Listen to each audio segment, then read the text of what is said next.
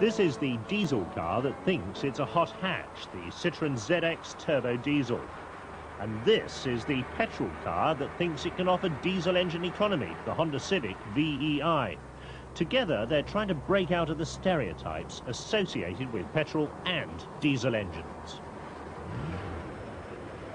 Now, this is the view that all too many people still hold about the diesel engine. Nasty, smelly devices. You drive along surrounded by a cloud of blue smoke.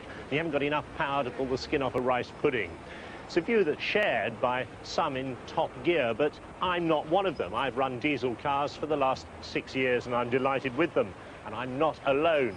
Over the last 10 years, the diesel sector of the new car market has shown the most spectacular growth. It now comprises 12% of all new car sales, and there's a lot of private buyers amongst them. For many people, buying diesel means buying French, mainly from the Peugeot Citroen family. The 205 has just displaced the BX as the most popular diesel ever, but the ZX is challenging strongly. The ZX has been out for a couple of years now, and when we reviewed the car, we thought it was one of the best small saloons around. Comes in 4 engine and trim levels, and the turbo diesels come in the Avantage and Aura versions. This is the Aura, and for that you get slightly better trim and alloy wheels. The slightly heavier 1.9 diesel engine hasn't upset the fine ride and handling that all the ZXs have. Citroen have achieved that without recourse to the hydraulic suspension systems of previous models. The Civic used to be the simple, small car of the Honda range, but now it's gone considerably upmarket with 4-door saloons and 3-door coupes. This high-economy engine is only available in this car as much as anything to take advantage of the lightweight and the aerodynamic shape of the coupe. But as with so many slippery shapes, it's difficult to get decent through-flow ventilation, and this ends up a very stuffy small car.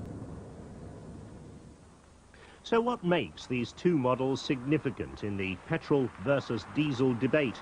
The answers lie in their advanced engineering.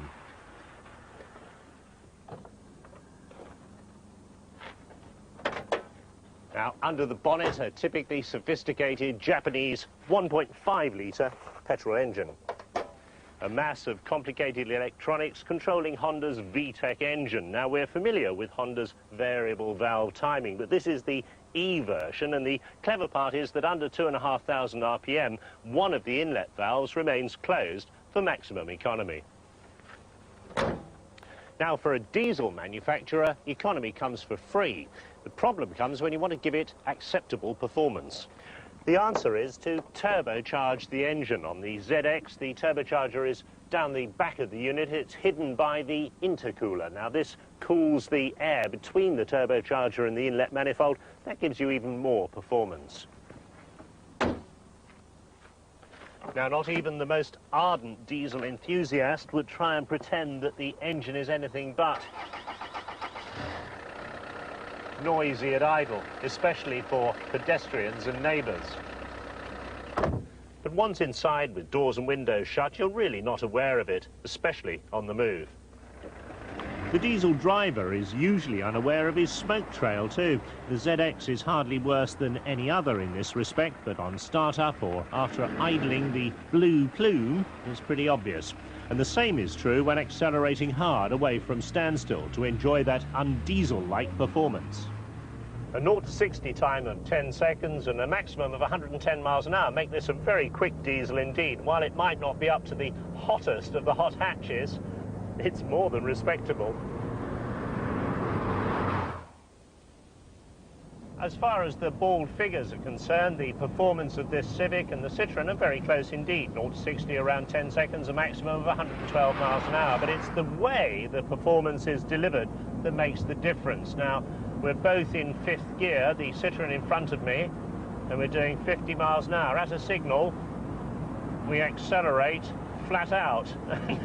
Not an awful lot happens in the Civic. We're gaining speed very slowly, and the Citroen is disappearing off into the middle distance. Now, I could achieve the same result in the Civic by coming down a couple of gears and revving the engine round, but it means the Citroen is by far the more relaxed car to drive in give-and-take traffic. And that performance is achieved without excessive thirst for fuel. Using the government figures, it averages out at less than 2 miles a gallon below its non-turbo stablemate at 47.4 mpg. A similar calculation shows the Civic VEi on 47.5. That's virtually the same, although it did achieve an amazing 79 miles to the gallon to set a record for the official round Britain route. Equal fuel consumption, of course, means equal fuel cost, as at the moment diesel and unleaded are virtually the same price. By contrast, our European partners can on average buy diesel for only 3/4 of the price of petrol. That could explain their lack of concern about the stigma associated with using lorry fuel. Of course, in most modern filling stations, the diesel pump is on the line with the petrol pumps. They're not high-pressure lorry pumps anymore, so there's no reason to spill the fuel. And the fuel itself has changed as well. It doesn't foam in the tank like it used to, and there's no reason for it to gush out on your hands or your blue suede shoes. And if you don't like the smell of diesel, the oil companies say that they're starting to perfume it to make it smell better. And if you are worried about getting it on your hands, most companies provide gloves.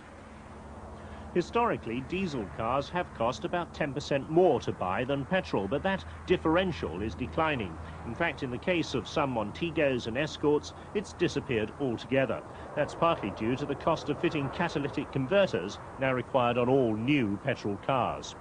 For many, the reliability of diesels is important. No ignition system means almost instant starting on the wettest morning.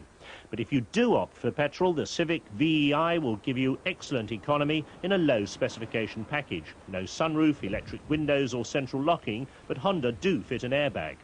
If, on the other hand, you want performance from a diesel, the ZX Turbo costs the same and you get all those goodies as well, except for the airbag. Mind you, if you're not so concerned about hurrying, the non-turbo version saves you £800. Now, obviously, you can pick holes in our choice of cars for this comparison. They're very different specifications, but they do illustrate the blurring of the distinction between diesel and petrol.